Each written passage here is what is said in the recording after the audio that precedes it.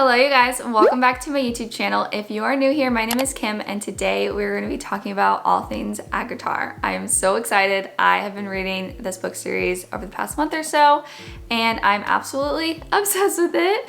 It is probably, dare I say, the best book series I have ever read and or really read in a long time. I really enjoy reading romantic fantasy books, and if you are like me and you like that kind of genre, this is the book series for you. If you have not read it yet. I was in a bit of a reading slump before I read these, and this pulled me right out. It made me feel all of the feels. I had such a good time reading this book series. I actually ended up reading it with one of my good friends back home, and we would like text back and forth about everything that was happening in the books, and it was just so fun. So if you are in a reading slump or you're just looking to get back into reading something that's just gonna make you fall in love with reading again, because that is what this book series did for me, you should definitely go pick up yourself a copy of ACOTAR. So ACOTAR is actually, it stands for A Court of Thorns and Roses. It is written by Sarah J. Maas. This is the first book. There are 5 books in the series. Have them right here on my lap. They are very beefy, and I would say these books are definitely for more of an adult-oriented audience, not so much young adult, just because it is very X-rated. There are a lot of really detailed sex scenes in these books, which just makes it real spicy, real juicy. But if you really enjoyed reading A Cruel Prince or the Folk of the Air series written by Holly Black, I actually have them all right here. You will really enjoy this. I thought this was the best book series that I ever read right before I read ACOTAR, and I just really liked it. So if you're looking for more romantic fantasy books, you definitely need to add both of these book series to your list. But anyhow, so there are 5 books in the book series. So it starts off with A Court of Thorns and Roses, then we move into A Court of Mist and Fury, then A Court of Wings and Ruin, and then this blue book right here is actually not really like a 4th book, it's like a novella, so I would say like a 3.1. That is called A Court of Frost and Starlight, and as you can see, it is very thin compared to the rest of these books. They are quite beefy. The last book is A Court of Silver Flames. This is the newest book that she has released, and this book was like 800 pages. I have to say, I could not put these books down. I was reading them at an astronomical pace, mostly because I had nothing to do when I was at work. So I read a lot of these in like 3 or 4 days. I was procrastinating reading this last one because I just did not want it to end. It was so sad. I actually finished it yesterday, so I'm like very reminiscent and just bittersweet about the whole experience. But I really loved reading these. The way that she's written all of the characters and just the plot lines. We're just gonna get into all of the things. I'm so excited to dive right in. So without further ado, let's just get into all things ACOTAR. So starting off with book number 1, this book was actually written in 2015, so it's not new by any means, and I honestly don't know why it took me so long to get onto the ACOTAR train, but I feel like recently it's been popping off. Me and my friend recently just read it. I got 2 of my other friends to start reading it because I was just telling them how good it was. And I just feel like because she had recently released book number 5, and there's also a Hulu show that is in production right now to bring this book series to life, a lot of people are getting into reading this book series. There are, you know, obviously pros and cons. I feel like a lot of people have a lot of very strong opinions on these books, but personally, I really enjoyed them, and if you like reading romantic fantasy just like me, you will probably enjoy it as well. So let's just dive right into the plot. So it is about a 19-year-old girl named Feyre. I'm just gonna read the back of the book here because I don't even know. I feel like this doesn't even like do it justice. If I had to, so hold on. So I ended up rating all of these books 5 stars on Goodreads, except for book number 4. I think I rated that like a 4 stars, but if I had to amend any of my book ratings that I did, I would probably say this one is a 3.5 because the first book honestly is not that good compared to the rest of them. It keeps getting better as you go. If I had to pick a favorite, I would say my favorite is definitely book number 2. It's so good, A Court of Mist and Fury, and then also the last book, which recently came out, A Court of Silver Flames. This one was so good, could not put it down. But anyways, getting back into book number 1. When 19-year-old huntress Feyre kills a wolf in the woods, a terrifying creature arrives to demand retribution. Dragged to a treacherous magical land she knows only about from legends, Feyre discovers that her captor is not truly a beast, but one of the lethal, immortal fairies who once ruled her world. At least he's not a beast all the time. As she adapts to her new home, her feelings for the fairy Tamlin transform from icy hostility into a fiery passion that burns through every lie she's been told about the beautiful, dangerous world of the Fae. But something is not right in the fairylands. An ancient wicked shadow is growing, and Feyre must find a way to stop it or doom Tamlin and his world forever. It is so good. So as you can see, the main character, or our main character, is Feyre. She's 19 years old. She is one of 3 sisters. She has her older sister named Nesta, and then her middle sister Elaine, and then Feyre is the youngest. So her mother died when she was younger, and her family was actually really wealthy and well off, but her father, which he was called like the Prince of Merchants, I think, he had a big shipping company, he actually lost all of his wealth, so they became very poor and had to live in this cottage in the woods, and he had a lame leg. Tax collectors came and just like beat his leg, so he couldn't work or do anything. So, and none of her sisters would help her out. So she had to go out in the woods and teach herself how to hunt so that they could eat and basically stay alive. There is a map in all of the books. Let me just pull it up right here. That kind of outlines the land. So you have the fairy realms, which is known as Prythian. And then the mortal lands. And by the way, I'm gonna keep this whole thing spoiler free just because I don't want to spoil anything. I don't want to spoil the goodness for you guys, you know? So we have the mortal lands, and then we have Prythian, which is divided into all these different courts. So you have the Spring Court, which is a court that Tamlin is in. I forgot to mention that Tamlin is actually the fairy that takes her captive. Like, the first book is about her relationship with Tamlin, and she ends up killing someone that belongs to his court, and he basically demands retribution and drags her back to Prythian to live with him in exile of her family and stuff.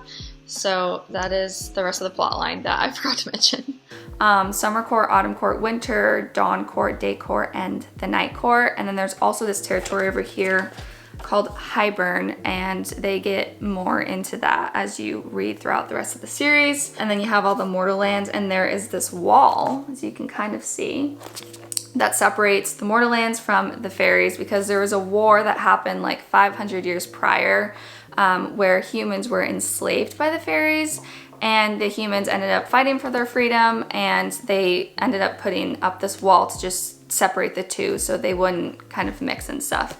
And all these fairies are immortal, by the way, so a lot of the characters in these books are very old. They're like at least 500 years old, which is actually crazy because she's only 19 years old in this book. But this is about Feyre. All, actually, let's see, the first 3 books, which are right here, these are all told from Feyre's point of view, and she's kind of like my least favorite character. I don't want to say too much because after you read the first book, this is very much like laying the land of like the plot, and it's a lot of like world building. The first 3 books are a lot of world building, but there are a lot of like other characters that get introduced once you get into the second book, and I love the like family and friendship dynamic that is a sole theme throughout all of these books. There's a lot of if you like character development, I know there are those out there that love character development. There is a lot of it throughout all 5 of these books, especially book number 5, because book number 5 is actually, a lot of people say it's like a spin-off, but I wouldn't consider it a spin-off because it's still a very much continuation of the story from the first 4 books. But it's just told from a different point of view. It's told from her sister Nessa's point of view, and then her love interest point of view also. So you are kind of getting a break from Feyre's point of view, and I know a lot of people were happy about that because they were just kind of over Feyre and everything that was going on with her. But this novella here, I would definitely don't skip it. You have to read it to lead into the 4th book or the 5th book, whatever you want to call it, the Silver Flames. This is like a little novella, and there are a lot more like different character POVs, which leads into that 5th book. So anyways, this first book, I feel like I got kind of off track there, definitely sets the scene, introduced you to a lot of the main characters that are going to be important throughout the rest of the series. But you have to get through it. If you do not like this book, you have to read the second book. Like, if you want to give this series a shot, at least read the first 2 books and then come and tell me you don't like it, and I will completely understand your point of view. This first book really isn't that good compared to the rest. As I said before, there is a lot of character development with Feyre especially that happens in the second book. This first book is kind of chaotic, honestly, as you get to the like second half of it. But the second book, man, let me just tell you, I was just feeling all the feels in this book. It's literally so good. This book is, actually, I would say book 5 actually mirrors kind of the second book. It's just, this is with her sister, and this is solely focused on Feyre. And then we move into the third book, which is A Court of Wings and Ruin. And if you like action-packed war, a lot of political plot lines, this book has a lot of that, and there's just a lot of world building in this book. But it is so good. I have to say, Sarah, the last 100 pages of all of the books, you will just not want to put it down because literally so much happens. Like, there is so much. Dare I compare it to Harry Potter, where you just keep having like all these like magical items and just like different like old stories and like plot lines coming to light that you are learning about. Like, there is so much of that in this book, and at the end, I think at the end of the second book, and then they also dive into a lot of it in the fifth book. There is a lot of romance throughout all of these books. I have to say, if you don't like reading like sex scenes or spicy books, it is very easy for you to kind of skip over those scenes. I don't think that's too important to like the character development, but personally I enjoyed reading it, and I would be really intrigued to see how they're going to do that in the Hulu adaptation of the show that's coming out. I don't necessarily like want to see it, but it's okay if they leave it to my imagination, you know? I would have to say book number 5 and book number 2 probably have the most spice out of all of them. And book number 4, it was actually really fun to read because it was more of like a lighthearted fluff read.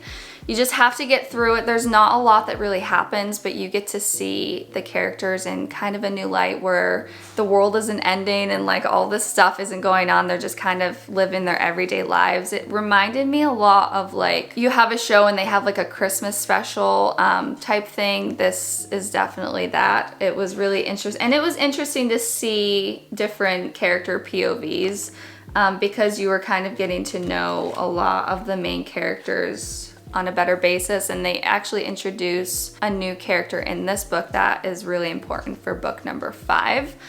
So there is just a lot that goes into this book series, but I really enjoyed it. I just had such a fun time and enjoyable experience like reading these, and my heart just hurts to think that it's all over with. But overall, I would have to say I would rate this book series definitely 5 stars. I would love to go back and read it again just to kind of see everything happen again for the first time and watch Feyre fall in love all over again. And as you read book number 1 and book number 2, you will see that there are people that you loved that you didn't think they were who they actually are.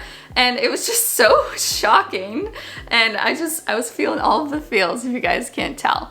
So I really enjoyed this book series. If you haven't read it, you need to add it to your TBR list. I will definitely be reading more of Sarah Maas books.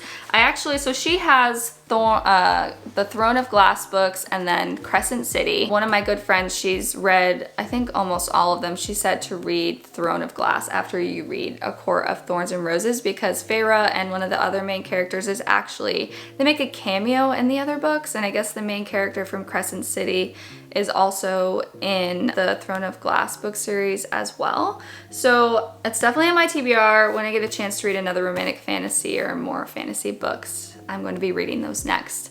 And if you guys have any book recommendations for me, or you have already read those, or if you've read these, be sure to leave me your thoughts in the comments. I would love to hear, because I am definitely an ACOTAR stan now. I was looking at buying merch for it the other day actually. And there are some YouTube channels that actually do reenactment scenes from these that are inspiration from these books that I'm just like so obsessed with. But I'm so excited to see how the Hulu show is gonna bring everything to life. These books are so detailed. I'm just hoping that they don't mess it up or change any of the characters, because I feel like that happens a lot of the times with film adaptations from books. That is my thoughts on ACOTAR. I hope that you guys enjoyed this video, and of course it's spoiler free, but again, let me know your thoughts down in the comments. What would you rate these books? Did you enjoy them? Who are your favorite characters? I would say mine, but I don't want to say too much, because like I said, in book number 2, there are a lot